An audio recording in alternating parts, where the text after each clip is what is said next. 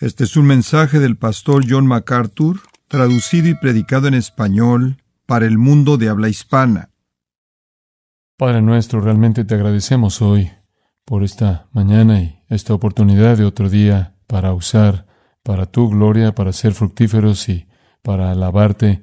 Te agradecemos por aquellos que han venido esta mañana esperando una mayor exposición a la verdad, una mayor comprensión de los fundamentos de la experiencia cristiana, y te pedimos, Padre, que los recompenses con un momento de alegría, que los hagas felices y bendecidos porque han estado aquí para que puedan salir y dar fruto. Te agradecemos por llamarnos juntos al cuerpo de Cristo, para ministrarnos unos a otros, para servirte y para llegar al mundo con las noticias que tanto han cambiado nuestras vidas.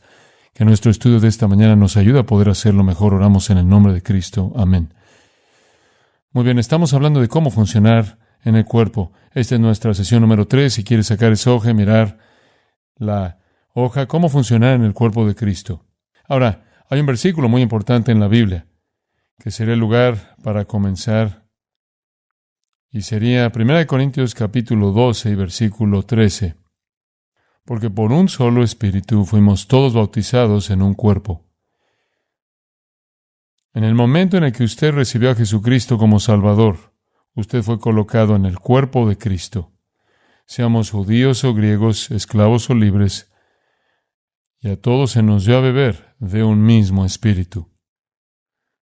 Cuando usted se convirtió en cristiano, usted fue colocado, y eso es lo que significa el bautismo del Espíritu Santo. Usted fue bautizado o colocado en el cuerpo de Cristo. Es como si el bautismo significara sumergir a alguien o colocar a alguien adentro. Usted fue colocado en el cuerpo de Cristo. Usted se volvió un miembro del cuerpo de Cristo. Eso es sinónimo del concepto de la iglesia. Usted se volvió un miembro de la iglesia de Cristo. Quizás aún no se haya unido a una iglesia local. Puede ser que no tenga una membresía oficial en una iglesia local, pero en el momento en el que usted fue salvo, se volvió miembro de la iglesia, del cuerpo de Cristo. Y ese es uno de los términos usados para la iglesia. La Biblia usa varios términos para la iglesia. Nos llama rebaño, Cristo es el pastor.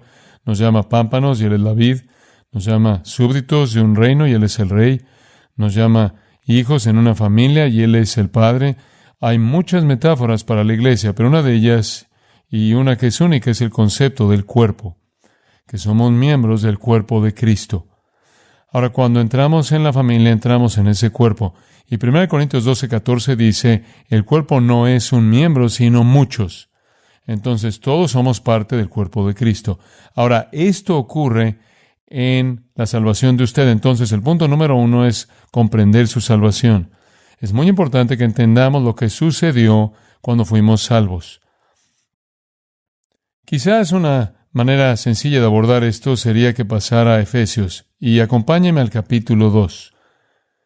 El capítulo 2, versículo 11, dice, por tanto, acordaos de que en otro tiempo vosotros, los gentiles en cuanto a la carne. Ahora eso está dirigido específicamente a los cristianos que eran cristianos gentiles.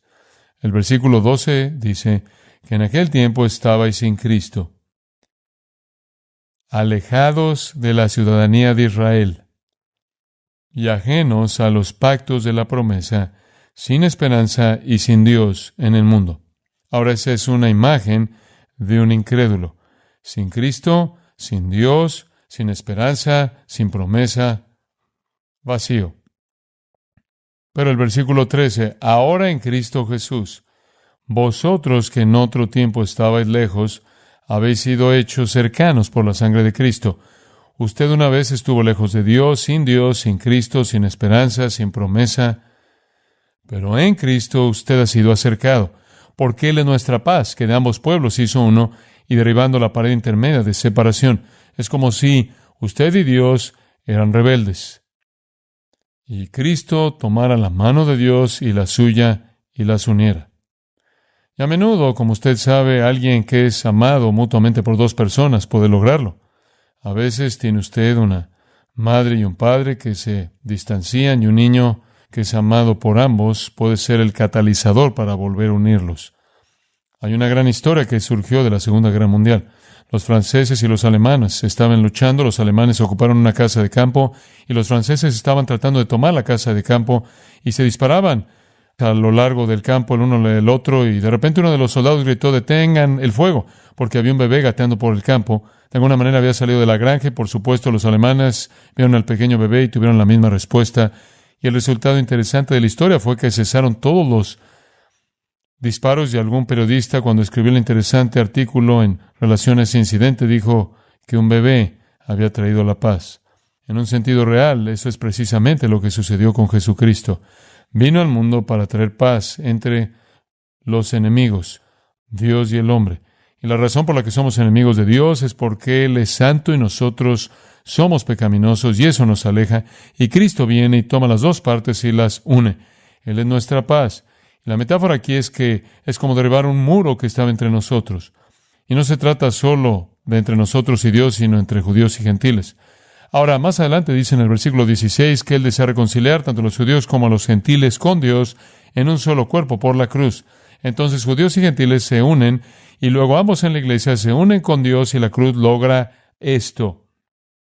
La cruz es aquello, el acto que quitó el pecado, y el pecado fue el muro. El pecado era la barrera entre nosotros y Dios, por lo que cuando se cumple la cruz y ponemos nuestra fe en Cristo, la barrera se quita, somos llevados a Dios en un solo cuerpo. Y entonces la iglesia es toda una.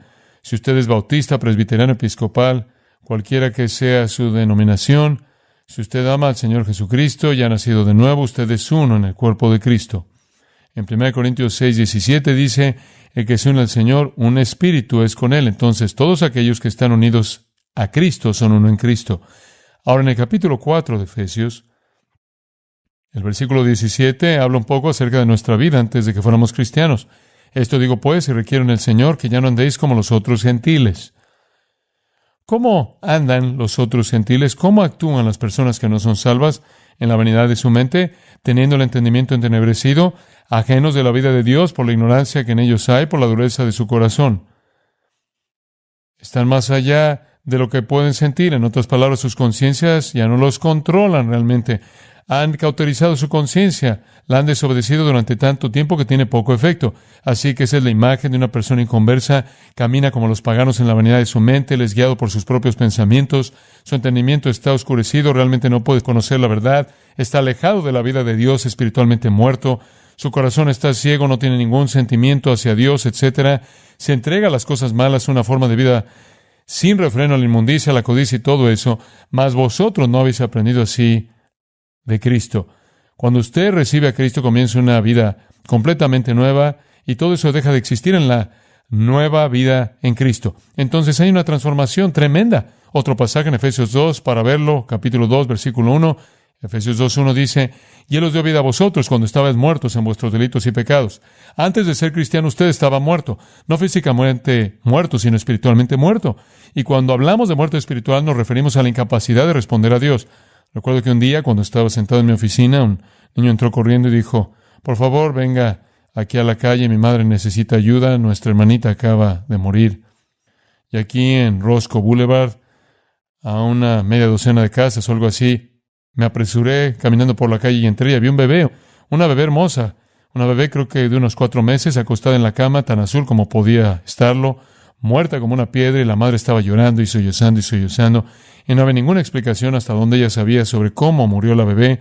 Ella besaba al bebé y la cargaba en sus brazos, y nada de lo que pudiera hacer hacía que el bebé viviera, porque la muerte física es una incapacidad para responder. Y me ayudó como una buena ilustración, porque probablemente el más fuerte de todos los afectos en términos humanos sería el afecto de una madre por un hijo. Ese es el tipo de afecto más básico, el tipo de lazo más fuerte que la madre ató a esa vida misma que salió de su propio vientre. Pero todo el amor que tenía, toda esa energía que le estaba dando esa bebé no fue recibida en absoluto, porque la muerte es una incapacidad para responder. No importa cuál sea el estímulo, no puede responder. La muerte espiritual es lo mismo. Es ser incapaz de responder a Dios. Es tener a Dios haciendo cosas y Dios moviéndose y ser totalmente indiferente. No responder a lo que Dios está haciendo. Esa es la muerte espiritual, la incapacidad de responder a Dios. Y eso es precisamente lo que estaba diciendo Pablo. Antes de que usted fuera cristiano, usted estaba muerto en delitos y pecados. Su vida se caracterizaba por la carne, por los deseos de la carne, los deseos de la mente, dice el versículo 3. Usted andaba según la corriente de este siglo, lo que sea que decía el mundo, usted lo hacía, seguía al príncipe de la potestad del aire, de Satanás, y estaba totalmente desconectado de Dios, como si estuviera físicamente muerto, y no podía sentir el estímulo de un factor físico tan espiritualmente muerto que no podía sentir el estímulo de una realidad espiritual. Todo eso cambió. Efesios capítulo 2 dice en el versículo 4, pero Dios, que es rico en misericordia por su gran amor con que nos amó, y por supuesto, todo el cambio comenzó con Dios, fue su amor y su misericordia, aun estando nosotros muertos en pecado, ¿qué? Nos dio vida. ¿Qué es lo que más necesita un hombre muerto? La vida. Y eso es precisamente lo que Dios da. ¿Y qué quiere decir con vida? Simplemente significa que Él activó las espirituales sensibilidades de usted, y usted se volvió consciente de Dios. Usted pudo percibir a Dios. Ahora usted camina en la presencia de Dios. La Escritura comienza a significar algo para usted. La oración significa algo para usted. Se abre una nueva dimensión completamente nueva de la existencia, y eso se debe a que usted cobró vida espiritualmente, es decir, se abrió para poder percibir a Dios. Entonces su salvación es un despertar al reino de la presencia de Dios. Cuando usted fue salvado, usted vivió. Ahora, parte de esa nueva vida incluye que se incorpore al cuerpo de Cristo, un concepto muy importante. Entonces, la salvación de usted fue una gran transformación. Usted pertenecía al mundo, era insensible a Dios. De repente, por la transformación de la salvación, usted ha sido colocado en el cuerpo de Cristo. Usted ha sido salvado de la muerte a la vida y puede percibir a Dios, puede sentir a Dios, conoce a Dios, camina en la vida eterna. Y por cierto, la vida eterna no es un periodo de tiempo. La vida eterna es una forma de vivir. Y esa es la nueva vida que viene en Cristo. Entonces, usted entiende su salvación y lo que hizo. Ahora, en segundo lugar, quiero que analice un poco esta idea de comprender su posición. Ahora que está en el cuerpo de Cristo, ahora que es cristiano, ¿qué significa eso? Ahora escúcheme. Lo que significa es que usted está en Cristo en el sentido más puro de la palabra. Su posición, para comenzar con A, es que está en Cristo. Ahora lo digo en el sentido más realista. Cuando Dios lo ve a usted, lo ve, por así decirlo, incorporado en Cristo. Ahora, usted es como un embrión, es como un feto en el útero, es como un niño que aún no ha nacido. Todo acerca de usted está en Cristo, y es por eso que Dios puede imputarle justicia a usted porque lo ve en Cristo. Por eso Dios puede perdonar su pecado porque lo ve en Cristo. Es por eso que Romanos 8 dice que usted es coheredero, porque todo lo que viene a Cristo viene a usted, porque usted está en Cristo. Entonces, cuando usted se convirtió en cristiano, fue hecho para identificarse de manera única en la persona de Jesucristo. Es un concepto tremendo. En 2 de Timoteo 1:9 dice, Dios que nos salvó, nos llamó con llamamiento santo, no conforme a nuestras obras, sino según el propósito suyo y la gracia que nos fue dada en Cristo Jesús antes de los tiempos de los siglos, pero que ahora ha sido manifestada por la aparición de nuestro Salvador Jesucristo. Dios incluso lo tenía usted en Cristo antes de que comenzara el mundo. Él lo vio de esa manera incluso entonces, ahora manifestado desde que Cristo ha venido. En Efesios capítulo 1, creo que es el versículo 6, dice esto. Dios nos ha predestinado, versículo 5, para ser adoptados hijos suyos por medio de Jesucristo, según el puro afecto de su voluntad, para la alabanza de la gloria de su gracia. Escuche, con la cual nos hizo aceptos. ¿Cómo? ¿Cómo nos ha hecho aceptos Dios? En el amado. La única forma en que Dios puede aceptarlo usted es en Cristo. Y cuando usted se convierte en cristiano y recibe a Cristo, literalmente se vuelve en Cristo. Literalmente usted se mueve hacia Él, por así decirlo, y su personalidad, la de Él, lo protege a usted para que Dios lo vea a usted en Cristo. Efesios 1:17 es realmente una oración para que usted lo entienda. Él dice, oro para que el Dios de nuestro Señor Jesucristo, el Padre de gloria, os dé espíritu de sabiduría y revelación en el conocimiento de Él, alumbrando los ojos de vuestro entendimiento, para que sepáis cuál es la esperanza que Él os ha llamado, y cuáles las riquezas de la gloria de su herencia en los santos, y cuál la supereminente grandeza de su poder para con nosotros los que creemos, según la operación del poder de su fuerza, la cual operó en Cristo, resucitándole de los muertos y sentándole a su diestra en los lugares celestiales. Ahora lo que está diciendo ahí es, oro para que usted entienda lo que significa estar en Cristo. Es heredar todo lo que es suyo de las riquezas y la gloria. Es heredar todo su, versículo 19, del poder, el gran poder que lo resucitó de los muertos. Cada posesión de Cristo y cada capacitación de Cristo se convierte en nuestro porque estamos en Cristo. Es un concepto tremendo. Y por supuesto, es por esto que decimos que un creyente, por una razón, no puede perder su salvación. Porque eso sería que Cristo perdiera la salvación de usted. Y Él es Dios. Usted está en Cristo. Allí hay seguridad, ¿lo ve? Su identificación está en Él. En Eclesiastés hay un versículo interesante, hay muchos interesantes, pero uno para nuestros pensamientos. Eclesiastés 3:14. Solo señalo esto porque quiero que comprenda cuán completo está usted en Cristo. He entendido que todo lo que Dios hace será perpetuo. Ahora, ese es un buen principio. Si Dios hace algo, es algo para siempre. Sobre aquello no se añadirá, ni de ello se disminuirá. Y lo hace Dios para que delante de Él teman los hombres. Ahora, cuando Dios hace algo, no hay nada que se le pueda agregar y no hay nada que se pueda quitar. Eso es verdad de cualquier cosa. Eso incluso es cierto para su salvación. Si Dios lo salvó, eso lo concluye. Es total, está completo, no está medio salvado, 3/4 partes salvo, o salvo hasta cierto punto y tiene que agregar algunos elementos pequeños en el camino. Si usted es salvo, Dios lo hizo, no puede agregarle nada, no puede quitarle nada. Usted se volvió un cristiano total en el momento en el que creyó.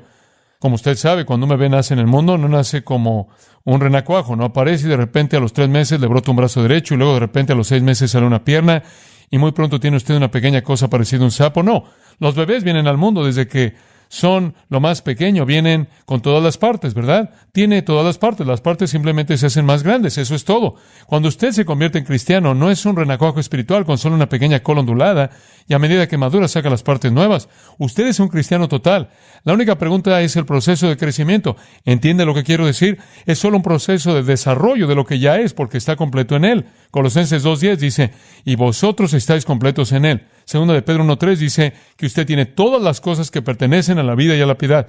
No le falta absolutamente nada, no hay ingredientes que no tenga usted, no le falta nada. Usted es un bebé perfectamente formado en Cristo. Ahora necesita crecer y necesita madurar esas partes para llevarlas a un punto en el que realmente puedan operar para obtener el máximo efecto, pero no faltan partes. Está totalmente completo. Ese es un concepto muy, muy importante. Ahora, debido a que estamos en Cristo, Dios nos ve en el cumplimiento de todos sus requisitos. Cristo vino y cumplió toda la ley, ya que está usted en Cristo, a los ojos de Dios también cumple toda la ley. Ahora, para darle una idea de cómo funciona esto, hay una hoja en blanco que le entregué y se llama Practicando su posición. Y quiero mostrarle algo que es muy importante al respecto. Después puede tomarla y estudiarla. Eso también está en el libro La Iglesia del Cuerpo de Cristo, así que si tiene el libro también lo tendrá allí. Verá usted ahí en el lado izquierdo de las columnas que ve todas las cosas que ustedes en Cristo están todas ahí. Está espiritualmente vivo para Dios, está muerto al pecado, está perdonado. ¿Qué tan perdonado está? Él ha perdonado todas sus ofensas.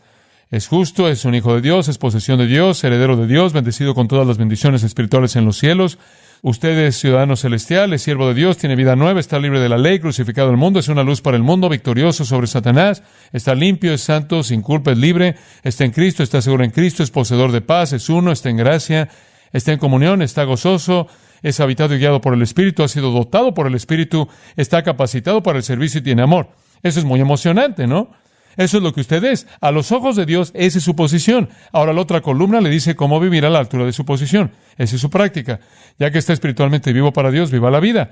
Ya que está muerto al pecado, no le dé ningún lugar al pecado. Como puede ver, lo que es posicionalmente ante Dios, como Dios lo ve, puede ser diferente de cómo se comporta usted. Recuerdo cuando era un niño pequeño, un niño del vecindario, fue una mala influencia. O sea, como usted sabe, me hizo pensar que fumar un puro era una especie de algo bueno, así que fumé un puro y pensé, vaya, esto realmente es vivir, usted sabe, algo grande. Entonces decidió que me mostraría cómo podía robar cosas de la tienda de 10 centavos. Realmente era un gran niño, simplemente está con malas influencias y no es cierto. Pero de todas maneras terminamos robando algunas cosas de Sears. Cuando salimos de la tienda, el detective de la tienda nos atrapó y nos metieron en la cárcel de la ciudad, mientras llamaban a mi padre que jugaba golf con unos diáconos. Y pobre hombre, no sabía lo que estaba pasando. De cualquier manera vino a la cárcel, pensó que era un error y tenía a los diáconos con él, iban a regresar, no podría ser mi hijo. De cualquier manera él viene y yo estoy en la celda allí, sentado allí, entonces mi papá llega y me saca de allí. Y como usted sabe, recuerdo ir a la iglesia y mi papá era el predicador, así que, como usted se imaginará, todos sabían quién era yo, se corrió la voz de que estaba en la cárcel y no hizo mucho por la imagen de mi familia. Pero de todas maneras la gente suele decirme, ¿Cómo pudiste hacer eso? ¿No sabes quién es tu padre? Mi madre decía, ¿no te das cuenta? ¿No te das cuenta de cómo has deshonrado a nuestra familia? ¿Cómo pudiste tú, el hijo de un pastor, hacer eso? Decía la gente. Bueno, como puede ver, el punto era que no estaba a la altura de mi posición, ¿lo entiende? Debido a quién era yo, no se me exigía a cierto nivel y yo no estaba a la altura. Eso es cierto espiritualmente. Vea la columna de la izquierda, eso es lo que es usted. ¿Está a la altura de eso? Bueno, eso es lo que se supone que usted debe hacer. Ahora, las Escrituras nos dan a ambos lados. Hay muchas Escrituras sobre nuestra posición y hay muchas sobre nuestra experiencia, nuestra práctica. Y necesitamos tener ambas. Necesita ser consistente. Tengo un amigo que, acaba de ser tomado por los Pieles Rojas de Washington. Antes de eso, jugó fútbol americano para los Delfines de Miami. Su nombre es Marvin Fleming. Suele ser un atleta de secundaria aquí en Los Ángeles, en la preparatoria Centenario. Y jugó durante unos 5 o 6 años con Vince Lombardi en los Empacadores de Green Bay. Y suele decir que lo asombroso de los años en los que Lombardi fue entrenador, y esos fueron los años en los que ganaron todo tipo de campeonatos, era que la gente jugaba más allá de sus capacidades. Había algo en ponerse el uniforme de los empacadores que sacaba más de usted, incluso de lo que tenía. Había algo tan digno de ser un empacador de Green Bay que simplemente estaba a la altura del nombre y la reputación. Suele haber en los grandes años de los Yankees de Nueva York el mismo sentimiento, donde decían que el simple hecho de ponerte el uniforme de los Yankees te convertía en un jugador completamente diferente. Bueno, creo que en cierto sentido esa es la idea de ser cristiano. Hay una cierta posición que tenemos como cristianos que debemos vivir. Y lo trágico que ocurre en la vida de un cristiano es que a menudo su práctica no coincide con su posición, ¿verdad? Y lo que el Espíritu Santo le está diciendo es, ¿qué estás haciendo actuando así? ¿No sabes quién eres? ¿No sabes quién es tu padre? Entonces su práctica debe coincidir con su posición, pero su posición es perfecta. Está usted en Cristo y su posición lo asegura para siempre. Acabo de terminar el manuscrito de un libro, Las claves para el crecimiento espiritual, y en toda la primera sección hacemos esta distinción clara de que el crecimiento espiritual no tiene nada que ver con su posición. Su posición ya es perfecta. El crecimiento espiritual ocurre en el área de su práctica para que coincida con su posición. Entonces, eso es algo muy importante. Muy bien, entonces, entendiendo su posición en primer lugar está en Cristo. En segundo lugar, debido a que está en Cristo, también está en el cuerpo de Cristo, la iglesia. Usted tiene una posición muy importante allí. Muy importante, y quiero darle una pequeña idea de eso usando esta transparencia. Claro, en el centro de la iglesia está Cristo, el Espíritu de Cristo. Cristo gobierna en la iglesia mediante evangelistas y pastores maestros, y esto le está dando la organización de la iglesia en forma circular. El Espíritu de Cristo gobierna a través de evangelistas y pastores maestros. Su ministerio consiste en equipar a los santos. Los santos entonces son equipados por los líderes de la iglesia para ministrar. Cuando los santos ministran, el cuerpo de Cristo es edificado o desarrollado, y el resultado de eso es que los elegidos se añaden, las personas se salvan. Ahora, esto es básicamente una simple mirada a la estructura de la iglesia. El corazón o la cabeza de la iglesia, Cristo, el Espíritu de Cristo, a través de los evangelistas y pastores maestros o los ancianos de la iglesia, los santos son equipados. Una vez que los santos están equipados, comienzan a ministrar. Una vez que comienzan a ministrar, el cuerpo se edifica, y cuando el cuerpo se edifica, los escogidos se agregan, las personas se salvan. Ahora, esa es la estructura de la iglesia. Ahora, en este punto, como cristiano nuevo, usted encaja aquí. Es un santo y su tarea es ser equipado. Someterse a la enseñanza, como dijimos ayer, y a la palabra de Dios y estudiar, ser equipado para que usted pueda ministrar. Porque cuando usted ministre, el cuerpo se fortalecerá y otras personas se salvarán. Ahora, esa es una explicación simple de la organización de la iglesia. Nuestra parte entonces es someternos a la enseñanza y al liderazgo. Ahora, permítame llevarlo un paso más allá y mostrarle cómo funciona el cuerpo de Cristo con otro pequeño diagrama que tenemos aquí. Ahora, vamos a dejar que eso represente el cuerpo de Cristo. Y toda persona en el cuerpo de Cristo, claro, tiene un lugar, y todos estos simplemente representan diferentes partes del cuerpo de Cristo, diferentes individuos. Ahora, esto es lo que llamamos unidad. Todos somos uno en Cristo. Todos están en el cuerpo de Cristo. Todos somos parte de su cuerpo, del cuerpo de Cristo. Pero dentro de ese cuerpo, llegamos a un concepto que quiero que vea de cerca. Creo que probablemente lo tiene ahí en su lista. Llegamos al concepto de dones. Aunque todos somos uno, hay diversidad de dones dentro del cuerpo. Y usted puede ver que En el diagrama pequeño, la idea es que cada uno de nosotros tiene un lugar determinado dentro del cuerpo de Cristo y ministra. Vea las pequeñas flechas yendo y viniendo. Todos podemos ministrar de un lado al otro los diversos dones espirituales que tenemos. Ahora, cuando algunos de nosotros no hacemos eso, cuando no estudiamos la palabra de Dios y no reconocemos nuestra obligación para con otros cristianos en el cuerpo, entonces dejamos de ministrar. Y cuando dejamos de ministrar, el cuerpo de Cristo queda lisiado. Y luego el testimonio de Cristo en el mundo se ve obstaculizado porque el mundo no tiene una imagen real. Entonces, donde hay unidad en el cuerpo de Cristo, también hay diversidad porque hay diferentes dones y también, en tercer lugar, la reciprocidad o el compartir múltiple de esos diversos dones. Ahora, eso solo le da una idea de cómo funciona el cuerpo de Cristo. Permítame hablar de eso por un minuto. Todos somos poseedores de dones espirituales. Cuando usted fue salvo, el Espíritu de Dios depositó en usted ciertas capacidades. Y verá usted en sus hojas, tiene una hoja amarilla grande que le da los principios del funcionamiento de los dones espirituales y tiene una hoja blanca pequeña que define esos dones. Puede quedarse con ellas y queremos que se familiarice con la manera en la que funcionan los dones espirituales y cuáles son los dones espirituales para que se le facilite el determinar cuáles son los de usted. Nadie está en la iglesia solo para sentarse y recibir. Todos estamos allí para madurar con el fin de que los santos puedan ministrar. ¿Se acuerda de esa pequeña parte del diagrama? Para que podamos ministrarnos unos a otros. La palabra ministro significa servir. Nos servimos unos a otros con nuestros dones. Ahora hay varios dones en la lista que tiene allí. Tiene el don de profecía, enseñanza, fe, sabiduría, conocimiento, discernimiento, de espíritus, misericordia, exhortación, da, liderazgo, ministerio, milagros, sanidades, lenguas, interpretación. Los últimos 4 son dones temporales de señales. Pero esos fueron los dones que se le dieron a la iglesia primitiva. El grupo de arriba continúa incluso hasta el día de hoy. Y esos dones fueron dados a los santos para el ministerio mutuo. Y es muy importante que aceptemos el ministerio que Dios nos ha dado. Ahora, creemos que todo creyente tiene ciertos dones. El capítulo 12 de 1 Corintios describe nuevamente toda esta idea. Dice esto: ahora bien, hay diversidad de dones, pero el Espíritu es el mismo. Y hay diversidad de ministerios, pero el Señor es el mismo. Y hay diversidad de operaciones, pero Dios, que hace todas las cosas en todos, es el mismo. Lo que quiere decir ahí es que hay diferentes dones, pero número 1, ahora yo puedo tener el don de enseñanza, el don de predicación, y usted puede tener el don de dar, puede tener el don de la fe, puede tener el don de mostrar misericordia, puede tener el don de servicio, también puede tener el don de la enseñanza. Por eso puede haber varios dones y seguramente los hay entre nosotros. Ahora, un don es es un canal dado por Dios mediante el cual el Espíritu Santo puede ministrar. No es una habilidad humana. No puede decir, mi don es tocar el piano, eso no es un don espiritual, eso es un talento. O mi don es escribir. Puedo escribir. No, ese no es su don. Esa es una capacidad que usted tiene. Ese no es un canal espiritual mediante el cual el Espíritu Santo ministra. Usted podría usar su escritura para expresar su don. Quizás tenga el don de mostrar misericordia y puede escribir cartas hermosas, que son cartas amables, que ayudan a la gente en tiempos difíciles. Quizás su don sea el don de la exhortación y puede escribir cartas que exhortan. O tal vez sea el don de enseñanza y puede escribir libros que enseñen. Pero no confunda las habilidades físicas y mentales con los dones. Son cosas diferentes. ¿Está claro? Si no, puede hacer una pregunta sobre eso en un momento.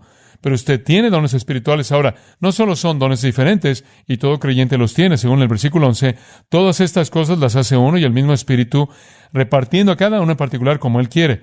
El Espíritu determina a quién le da qué. Usted no puede buscarlo, no puede ganarlo, no puede desearlo y recibirlo. Dios se lo va a dar, si ese es su plan. Y junta los dones de la manera que quiere para la edificación de su iglesia.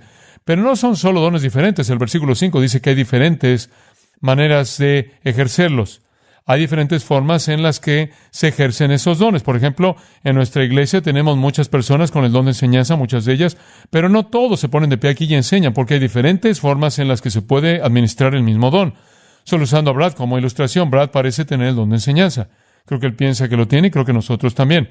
La forma en la que él administra ese don es en una pequeña clase de personas. Tengo el don de enseñanza, pero la forma en que el Espíritu ha escogido administrar ese don es un grupo grande de personas, de modo que usted tiene el mismo don, pero maneras diferentes en las que se puede usar. Entonces, no necesita pensar que si usted tiene el don que tiene otra persona, debe hacer lo mismo que ellos. No, existen tantas maneras diferentes de ejercerlo como dones y probablemente más. Y hay diversidad de operaciones, pero todos en el cuerpo de Cristo tienen un don. Y yo estaré convencido en mi propio corazón por el estudio de las Escrituras que todos en el cuerpo de Cristo probablemente tienen más que un don. Aunque no puedo ser dogmático, puede que haya alguien en algún lugar con solo uno, pero me parece que la pluralidad de dones parece ser la norma en lugar de uno solo.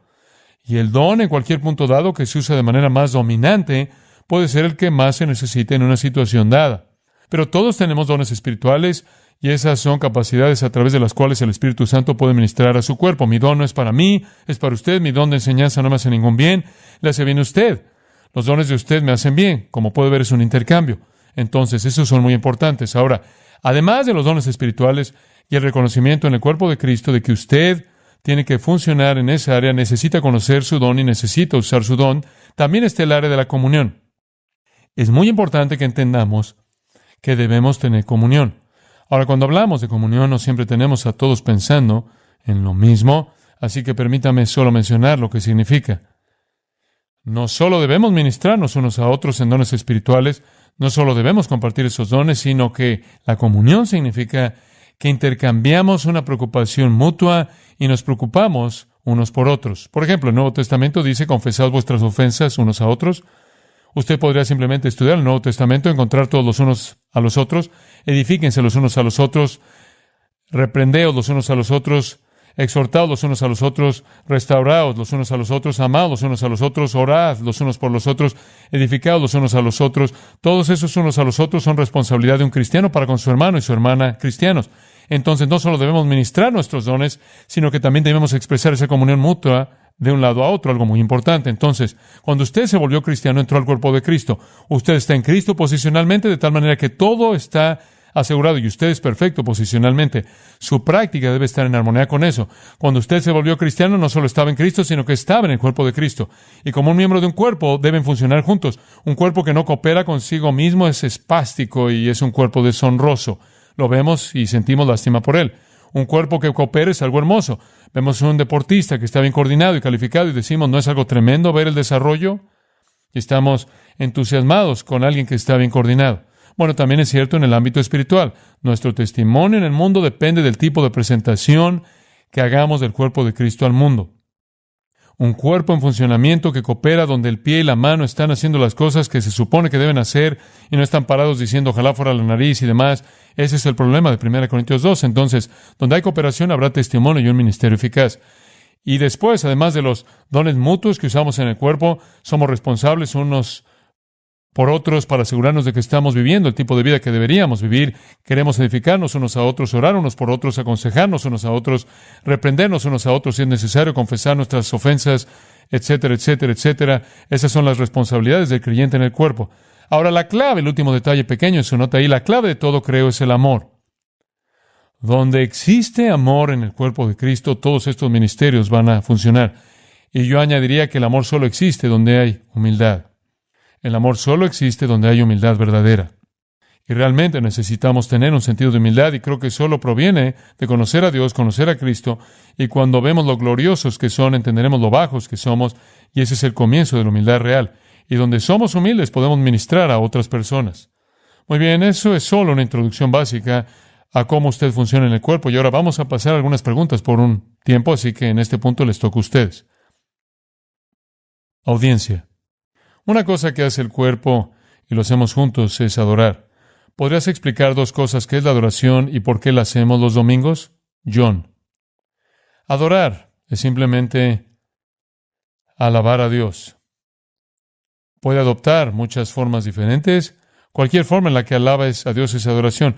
Realmente creo que las dos cosas clave para adorar a Dios serían exaltar la persona de Él, o hablar de su persona. Por ejemplo, en el Antiguo Testamento adoraban al Señor diciendo que Dios es grande y Dios es maravilloso y Dios es santo y Dios es justo y Dios es un Dios puro y Dios es un Dios todopoderoso. Y cada vez que recitas la persona de Dios, eso alaba a Dios.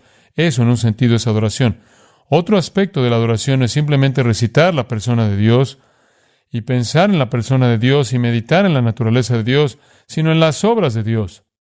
Adoramos a Dios cuando decimos, Dios, tú eres el Dios que creó el mundo, eres el Dios que hizo el hombre, eres el Dios que dividió el mar rojo, eres el Dios que sacó a Israel de Egipto, eres el Dios que restauró a Israel de Babilonia, eres el Dios que envió a Jesucristo, eres el Dios que lo levantó de entre los muertos, eres el Dios que dio el Espíritu Santo en el día de Pentecostés, eres el Dios que ha hecho esto en mi vida, eres el Dios que edificó su iglesia aquí. En otras palabras, cuando no solo exaltas su persona, sino también sus obras, estás adorando a Dios en un verdadero sentido.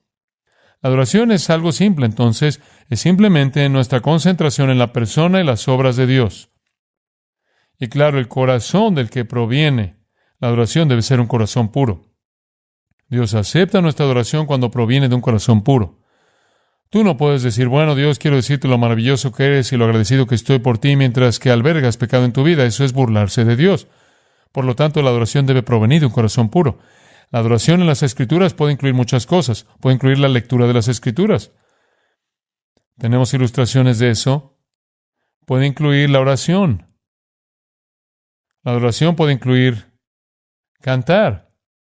Muchas veces en el Antiguo Testamento adoraban al Señor con canciones, exaltando su persona y sus obras poderosas en canción o en oración o en la lectura de la palabra. La adoración también puede incluir la mesa de comunión, porque la mesa de comunión exalta la obra de Dios en Cristo en la cruz. Exalta no solo su obra en la cruz, sino que no nos recuerda la mesa de comunión de su amor y su perdón, y su misericordia y su gracia y todos esos aspectos de su persona. Entonces, la mesa de la comunión es un acto de adoración.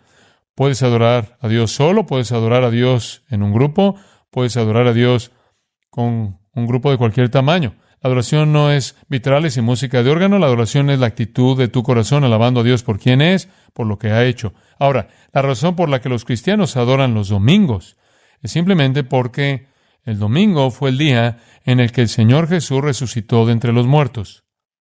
En el Antiguo Testamento adoraban al Señor el último día de la semana, el día de reposo, un día de descanso. Pero cuando Jesucristo se levantó de entre los muertos, el primer día de la semana, comenzaron a celebrar la resurrección. La iglesia nació de la resurrección. Y la próxima vez que vemos a los discípulos reunidos es el primer día de la semana, y luego nuevamente el primer día de la semana. Ese se convirtió en el patrón, y a lo largo del libro de los Hechos comienzas a verlos reuniéndose el primer día de la semana, y eso fue para conmemorar la resurrección.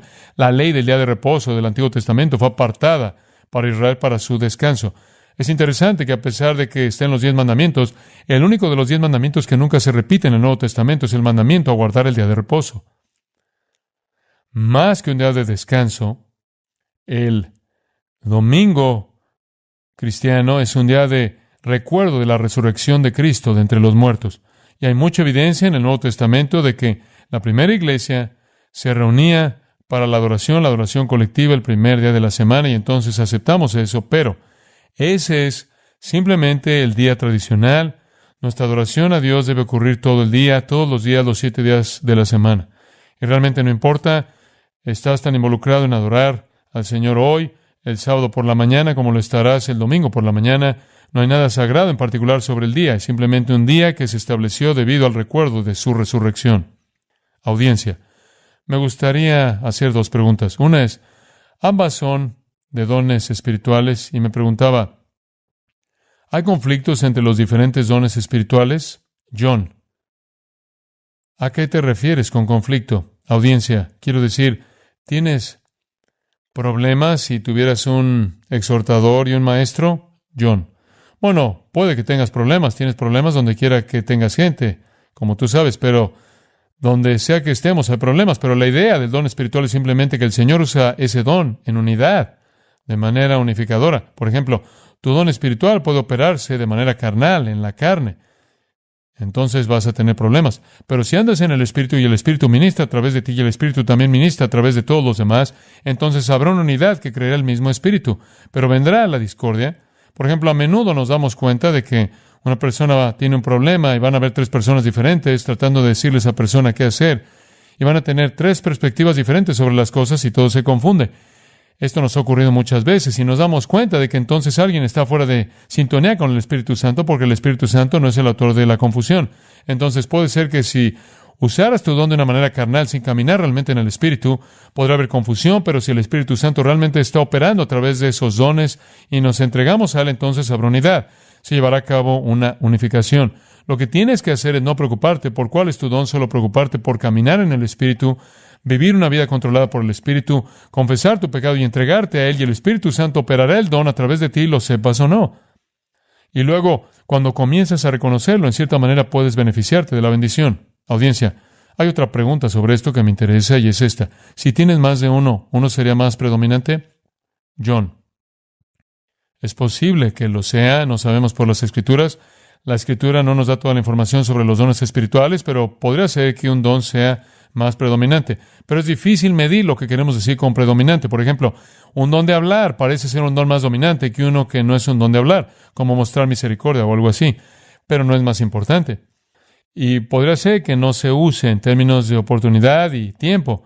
Puede que ya no se use, simplemente parece ser más dominante debido a su naturaleza. Por ejemplo, tengo un don que obviamente es un tipo de don dominante.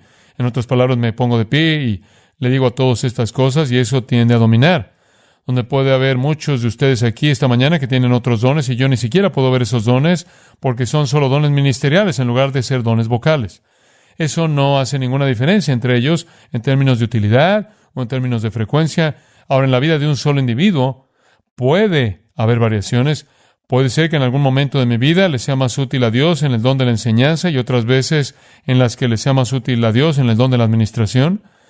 Entonces es difícil ser analítico al respecto. Uno puede parecer dominar por un tiempo y otro puede pasar a primer plano, pero Dios los usa por su espíritu como Él quiere. No creo que debas preocuparte por eso.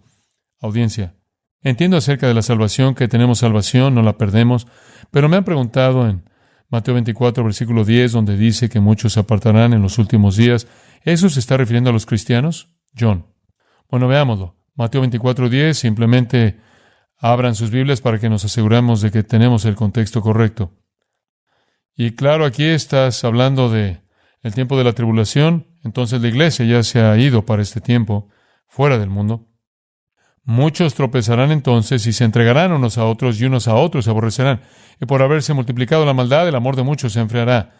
Muchos falsos profetas se levantarán y engañarán a muchos, mas el que persevera hasta el fin, éste será salvo. Ahora, algunos dicen que lo que tienes aquí es la revelación de lo falso. En otras palabras, bajo presión.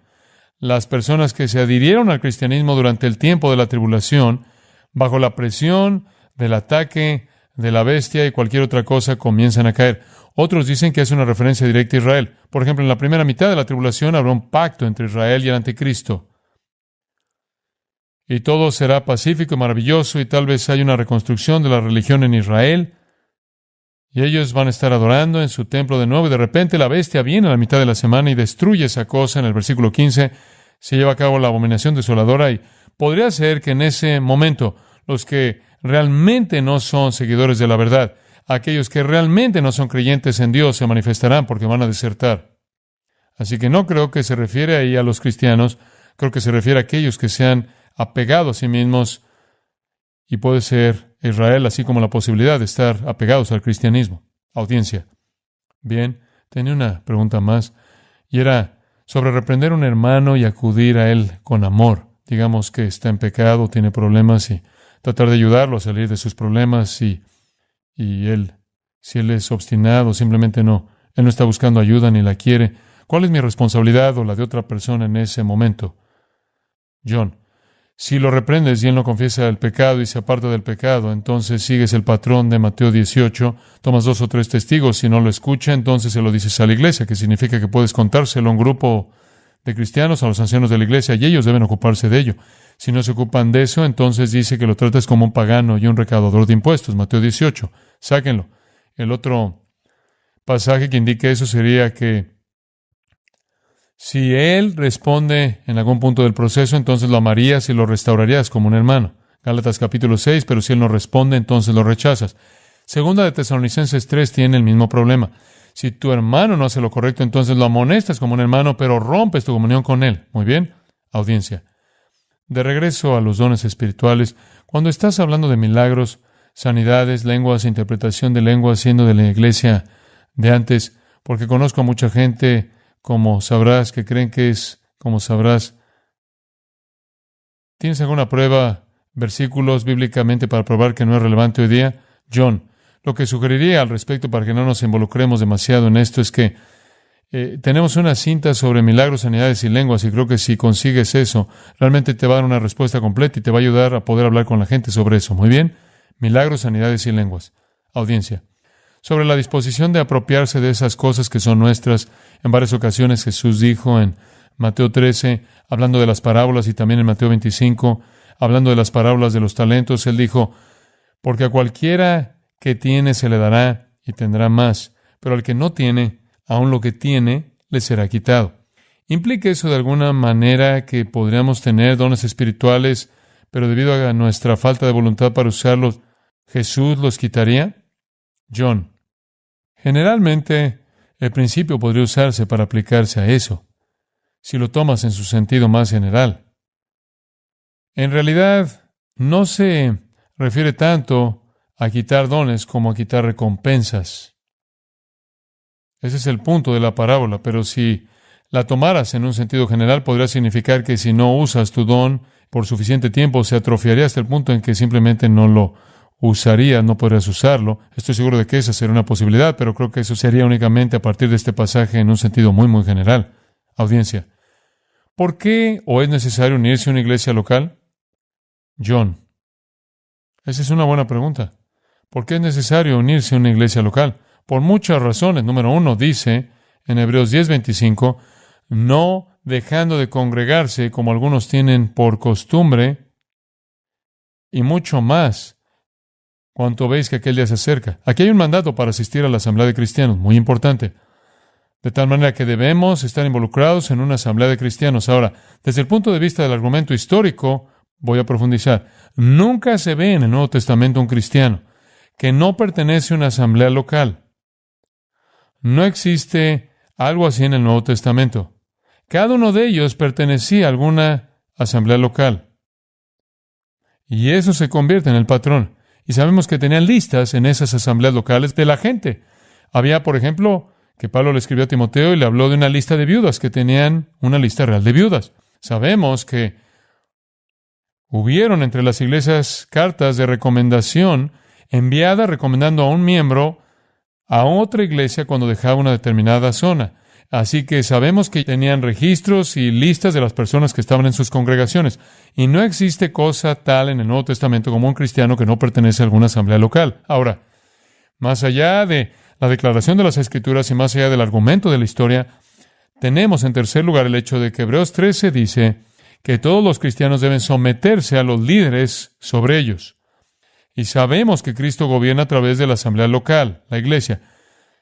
Si no te estás sometiendo a algunos líderes de Cristo en la iglesia, entonces estás desobedeciendo el capítulo 13 de Hebreos. Permíteme leerte esto para que comprendas lo que dice. Acordaos de vuestros pastores que os hablaron la palabra de Dios e imitad su fe. Debes estar bajo estas personas que son los líderes ancianos en la iglesia y debes seguir su fe. Versículo 17. Obedeced a vuestros pastores y sujetaos a ellos porque ellos velan por vuestras almas.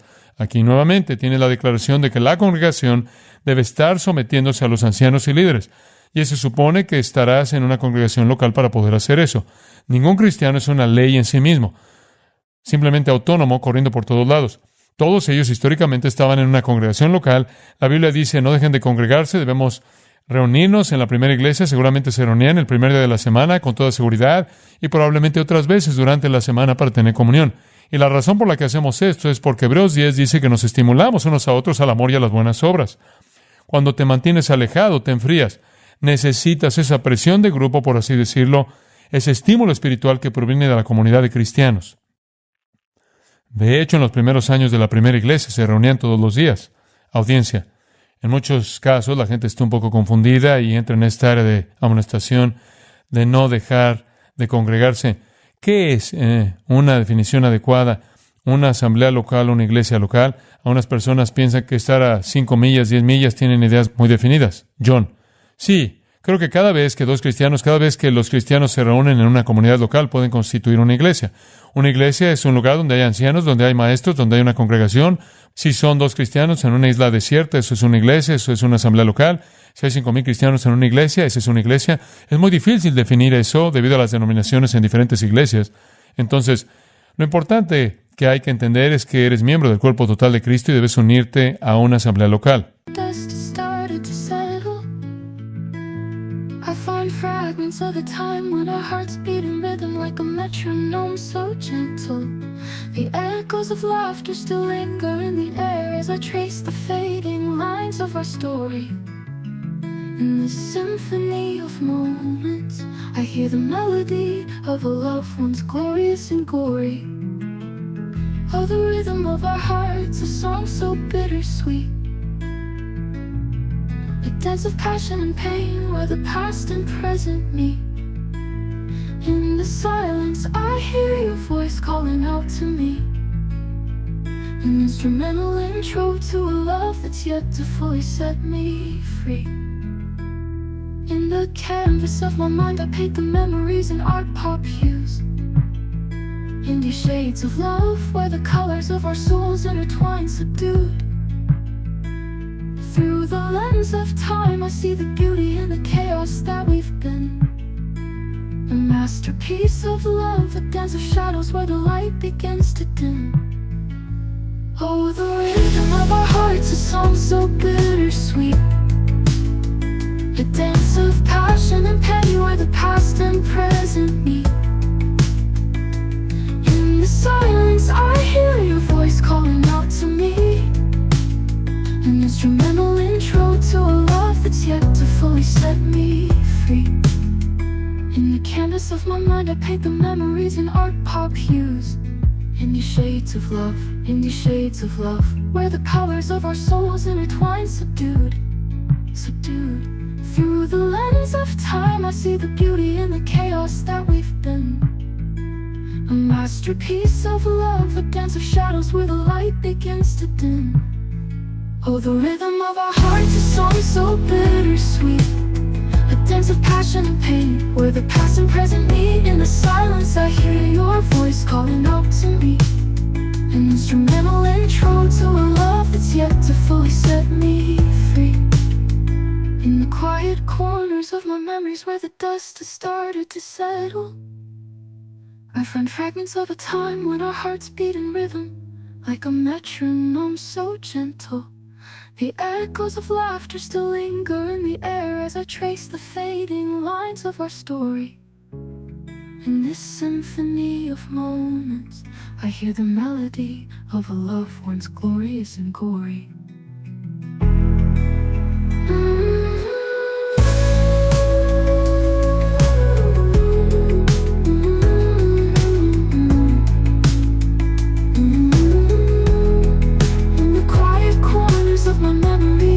Where the dust has started to settle, I find fragments of a time when our hearts beat in rhythm like a metronome so gentle.